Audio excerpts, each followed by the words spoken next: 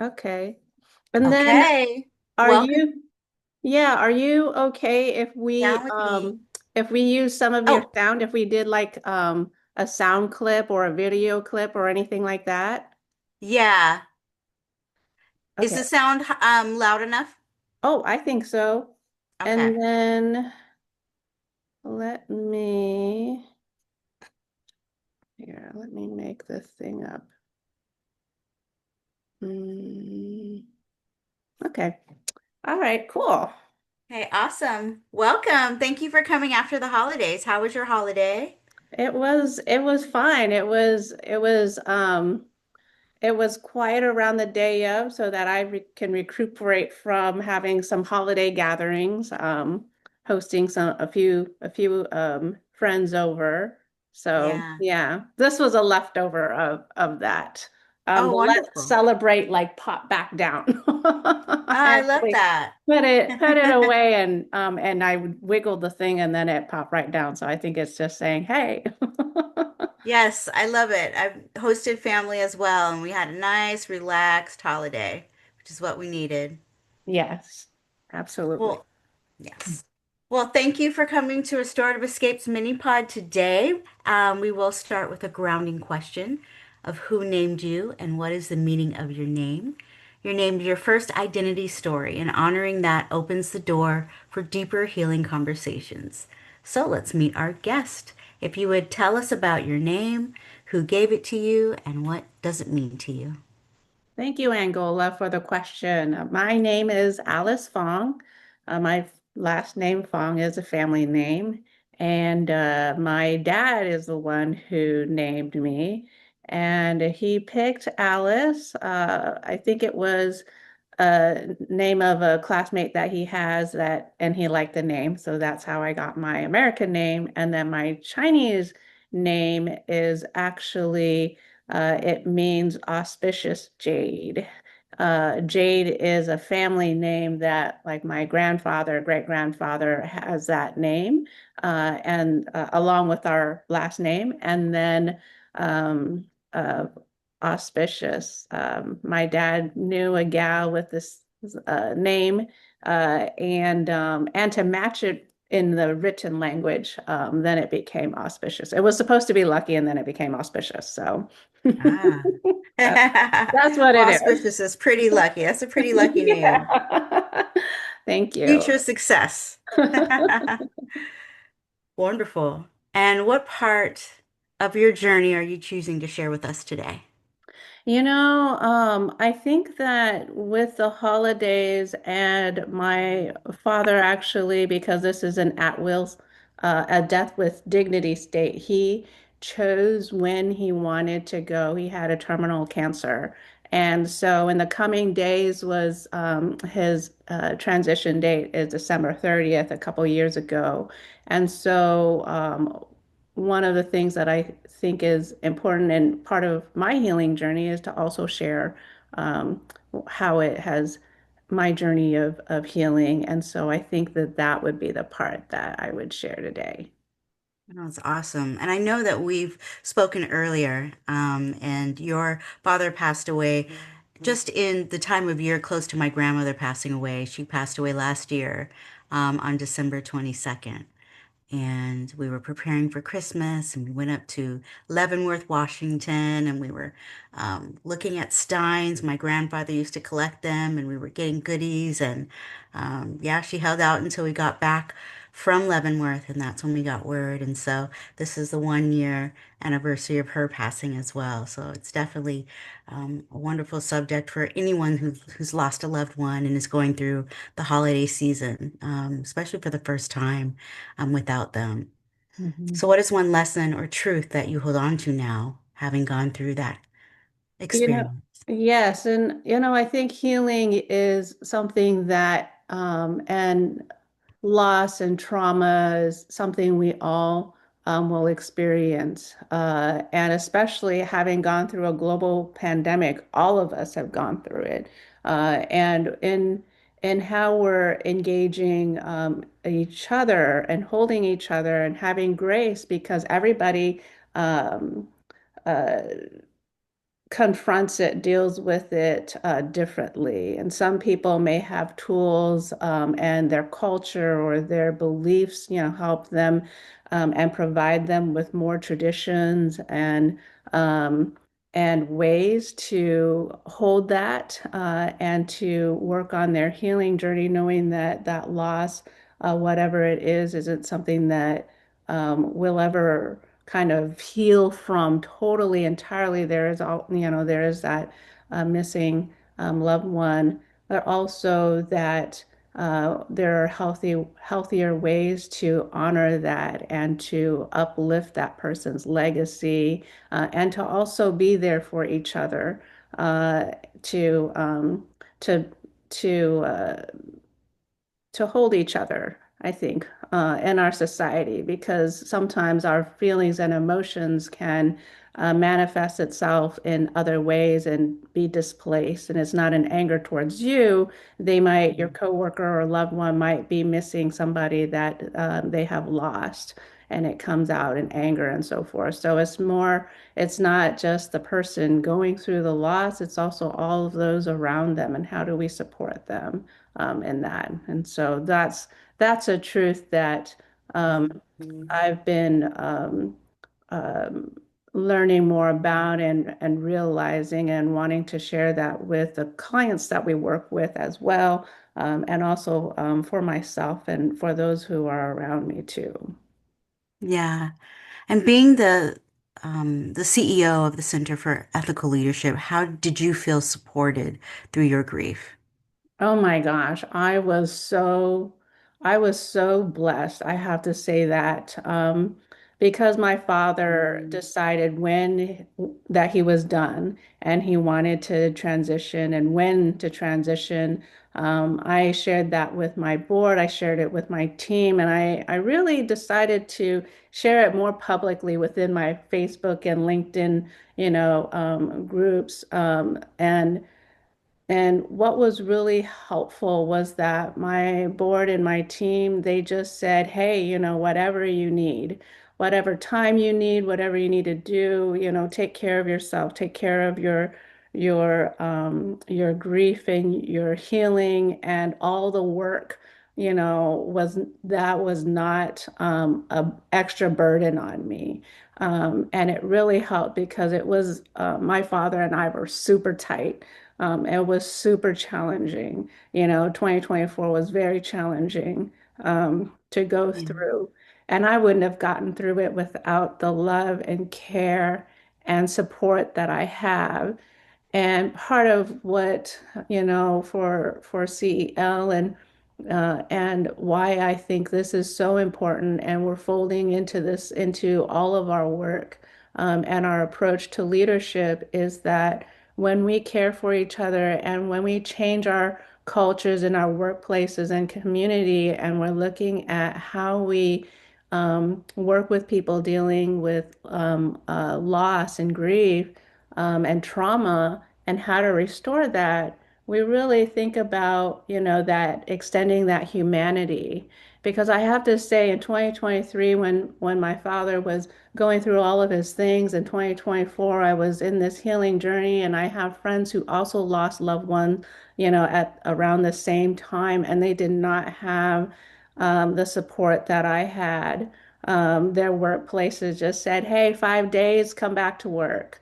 Yeah. And so it is something that, I share how blessed I am with my team, not to gloat and rub it into other people's faces, but to offer an other alternative and way that we can support each other and hopefully inspire and touch some folks' hearts so that we can look at this in different ways. And there's a holding of attention because some people are like, well, some people will abuse it. Yes, some people may Yeah. abuse it, but to say, have that fear of those few people who abuse it and not offer it to the folks who all need it is, just harms ourselves, our businesses, our productivity, our culture, everything that allows us to really thrive. And so Yeah, long response, but I feel wholeheartedly in going through this, having this blessing to go through this and have this support and seeing, how we can be better for each other and extend, humanity and grace to one another on a more Yes, deeper level. absolutely. And that speaks highly of the leadership there at the center and speaks highly of your board that they prioritized your self-care and leaned into your healing journey by allowing you that space and that time and trusting you that this is what you needed and knowing that you would come back stronger and having learned lessons that you can share. So, what does healing look like for you in this season? I think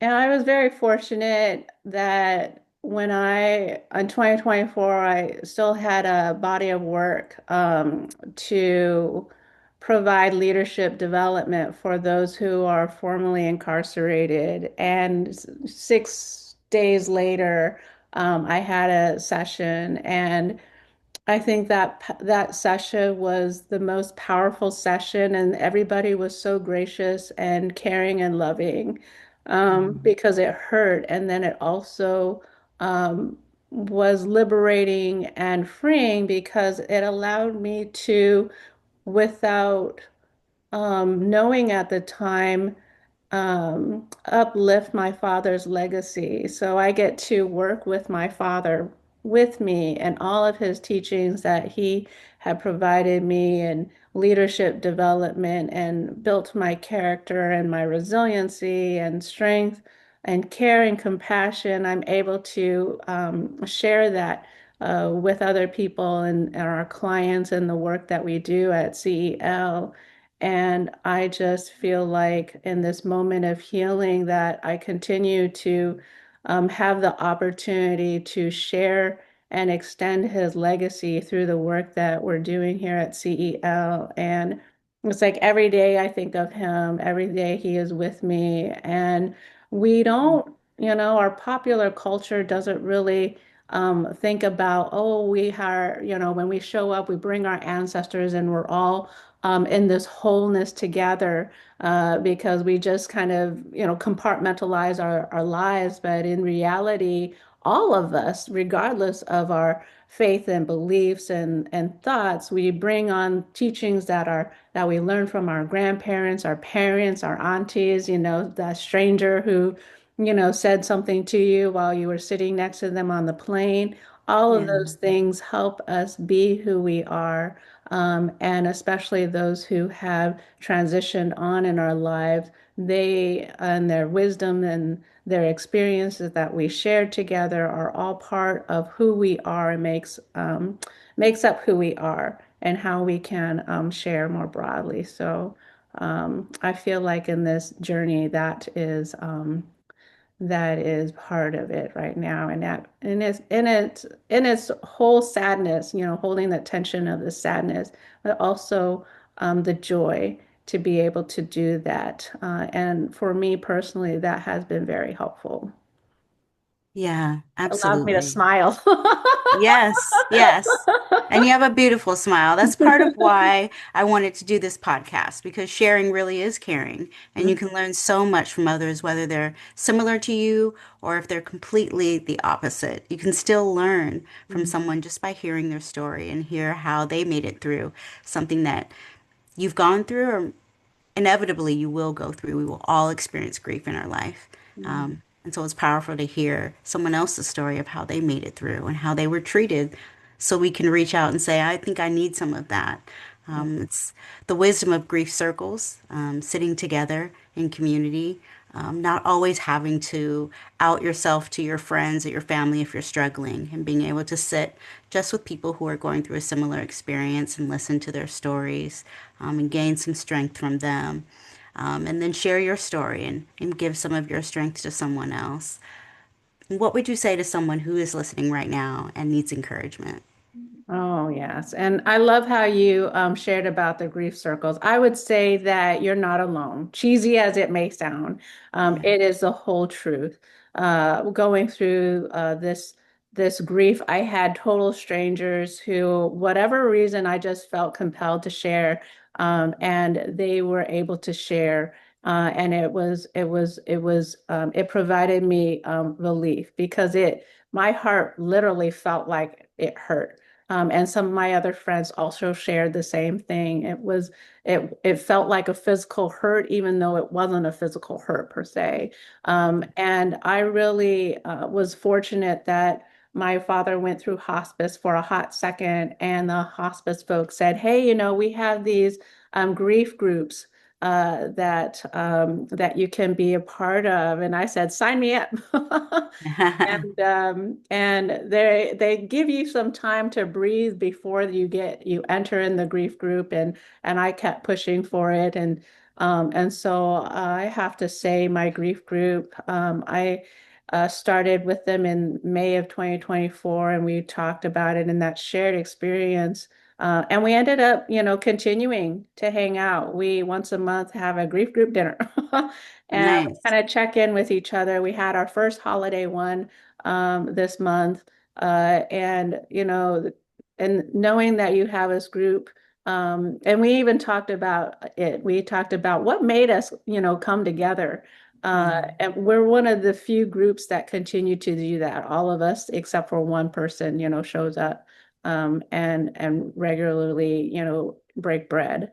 Mm. And knowing that, I'm here, you're here, there's so many ways to reach out and engage and read and hear stories, that you are not alone. There's so many people who are here, who are compassionate, and find the folks that work for you and brings you peace and joy. Because when I was going through this, I needed space, and I Yeah. found the few folks that I could engage with, and they helped me through it. So,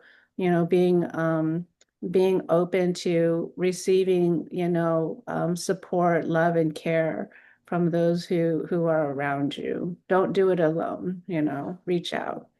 Yeah, and that's powerful. I had a very close friend that lost their parent this past year, and one of the things they kept saying was that they needed space and they wanted that time alone.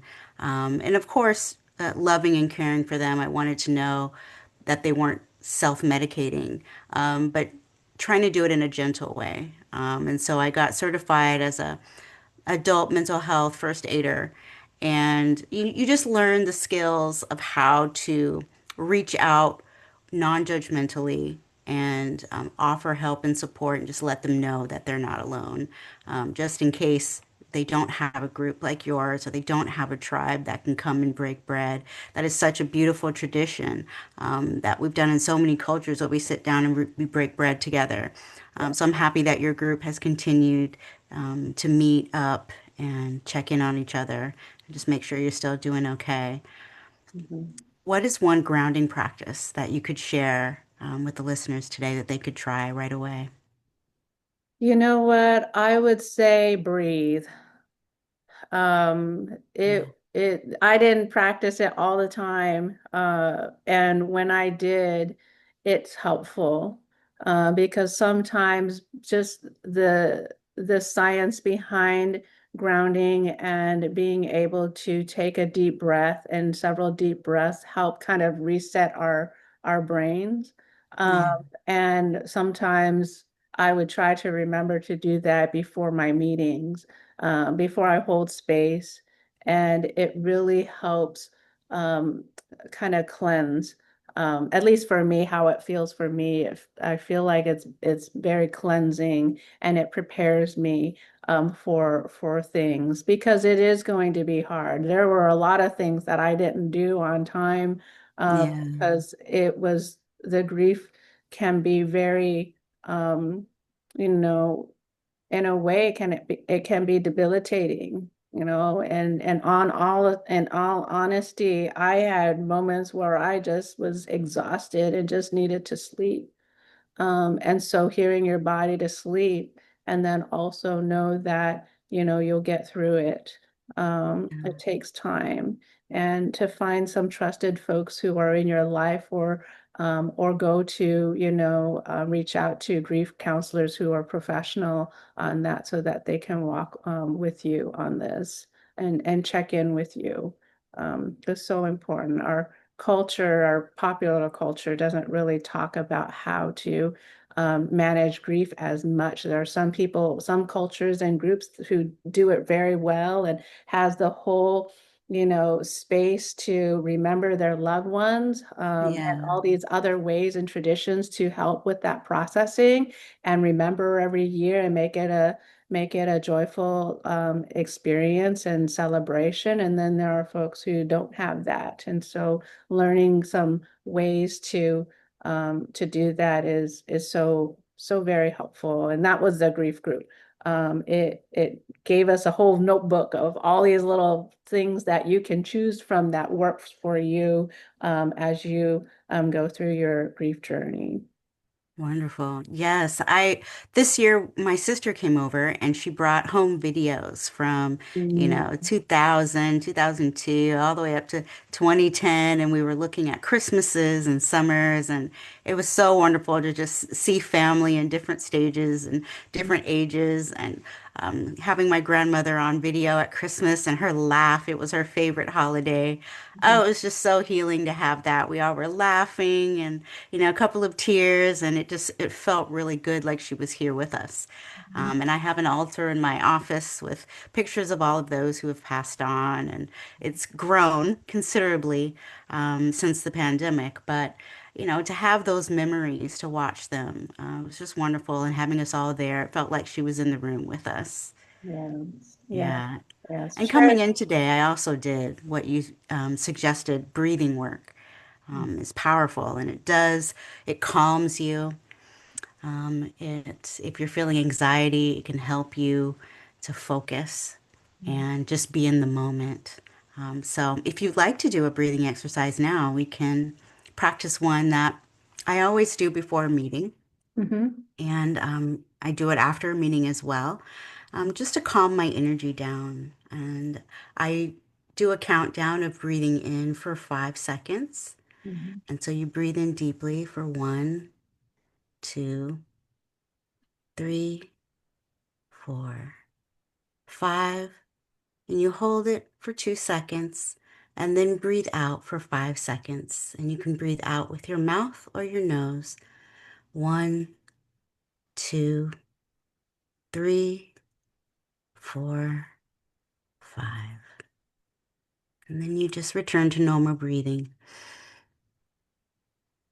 And if your energy is calm, you can stay there. If you need to do it again, you can always repeat until you feel ready. Absolutely. Yeah. Absolutely. Well, Thank thank you for sharing your truth. And is there anything else you want to say, just leaving for anybody who's been listening and would love to hear more about grief circles or grief groups? Do you have any recommendations for who they can speak to or where they can reach out to? Yes, obviously, Angola, you are doing this work, and I think it also is that you have to find a right fit, and so being Mm, patient, reaching out to the different cultures that have it. If you are Buddhist, going, finding a Buddhist temple. If you have, if going to a therapist is great, and something that you would be interested. I went to psychology.com, prayed about it, and then typed in what I was looking for, and poof, I found a therapist, and he really helped me with my grief journey, because I was stuck. And he helped me get yeah. unstuck. And so yeah, it takes a little while. I mean, I was in my first grief group, and I was just not having it. And I told the grief counselor, I was like, this is not working for Yeah, me. this is not it. And so she was like, "Hey, there's this other group that might be a little bit better." Mm, And so she asked that group if because they had already started. It usually is disruptive. But this group that I'm in, that I'm still with and break bread with, they said, "Yes, bring her along." And there were a couple folks who had lost their parent as well, and so it really works. So I think that it's also as hard as it is that you're going through all these things, doing the due diligence, putting in that energy to do the due diligence to find a group and to talk to people who are able to help you through your healing journey the way that you need it is also important. And that takes time to find, and to give that time. Because yes, I had several group sessions that's just like, this makes me so upset and it makes me feel worse. yeah, And so I finally had to just talk, it took me a little bit to have the courage to just go to the organizer and just said, this isn't working for me. yeah. Because it is to give you life and light and love and care and compassion. And as a person who is not of the same culture, it was Mm, also really hard. They were all white, and even this other group, they're all white. And it's not to say that you can't have mixed groups, but there's also a holding of different experiences as well, and knowing that, when you're in these mixed groups, what the expectations can be, and how to navigate through that too. And so I think that yeah. it's important to have affinity groups, and then there's also value in having mixed groups. And so being able to find what works for you and to think about it. And I wholeheartedly believe in this. And so if you want to have a chat with me, we can jump on a Zoom call or something like that, or a phone call, and just think and process. And sometimes you just need to talk to somebody about it, and come up with these ideas, because chances are you might already know this. But because you're going through the grief right now, at least for me, my brain had grief brain, and grief brain is a thing. You're not tracking as Mm, much as you would normally be tracking. It's kind of like, I didn't do drugs before, but it's like having drugs, you're just kind of blocked. yeah. And you're in shock. And so being able to sometimes process with somebody, and think through some things, is helpful. And so, you can share my email contact. It's alice@ethicalleadership.org, and just say, hey, like I want to talk to you about, some ideas of grief, my grief journey. And I will wholeheartedly take that, because I think we're here to, support each other on this. Excellent. Yeah, absolutely. And I'm happy you brought up the issue of culture and the importance of being in both the mixed groups and a homogenous group that really can understand your cultural experience and identity. I think I spoke previously about New Orleans when I lived there and how different funerals are in the Creole culture and in New Orleans in general, that it's a celebration. Mm-hmm. They have a whole parade and they'll parade all the way down to the cemetery and they play their instruments and people dance and they express Mm-hmm. their grief differently. And Mm-hmm. so Yeah. being able to offer that to someone who needs it, it might be familiar to them and it might just feel really good to do it in a way that's different is Mm-hmm. important. So thank you for offering your wisdom and you as a contact for anyone who might want to reach out. And also, I like how you explain that you tried a couple before you found one that really worked for you and that you just don't give up. Yeah. And it's okay to walk away if it doesn't work for you. Mm-hmm. Um, it's important to know that it's not going to work the first time for everybody, and it's okay to walk away. It's okay to find something that works specifically for you. Because having loved ones who've lost loved ones, you really want to be there for them. You want to be there with them. You don't want them to be alone, but It is part of the learning curve to say, okay, you're grieving in your own way, and you know what you need. So if you need to be around a different group, if you need some alone time, just if you need to rest, like you said, you get really tired when you're grieving, you need that rest to recharge your battery. That's okay, Hmm. and to give people space to grieve in their own way. Yeah. Awesome. Well, thank you for sitting with me today. This was a Yeah. wonderful conversation. I'm glad we got to sit down with each other again. Yes. I know you had mentioned you love music, and that helps you also through your Yeah. journey. Yes. What's some of the music that you like to listen to that Oh, really yes, helps lift yes. your spirit? Oh yes. For me, I'm really deep, so I love, everything that I do is about helping the world thrive together. And so I love my Mariah Carey and my Michael Jackson songs because of their depth is so enriching and inspiring and a reminder. And I shared about Mariah Carey, but one of the songs that really helped me is Through the Rain. Mm. And it was just so powerful. And her voice is so powerful. I reshare it multiple times on Facebook for myself and for friends. And it is so, music is also a lovely practice to help, at least for me, to process and just to be meditative, Yeah, and yeah, so there's so many different ways to process, and sometimes it's being able to hear other people's journey and then seeing, what works for them. So yeah, thank you for bringing that up. absolutely. And I love your story. Thank you for sharing it. Thank you for being brave and vulnerable today. And whether you know it or not, I know you've helped someone. You've definitely helped me. Well, thank you, Angola. And this, every time we talk about this too, is also a way that, we help each other. So thank you for creating this space, Angola. Thank you. All right. I'll see you next time. All right. Take care. Take care.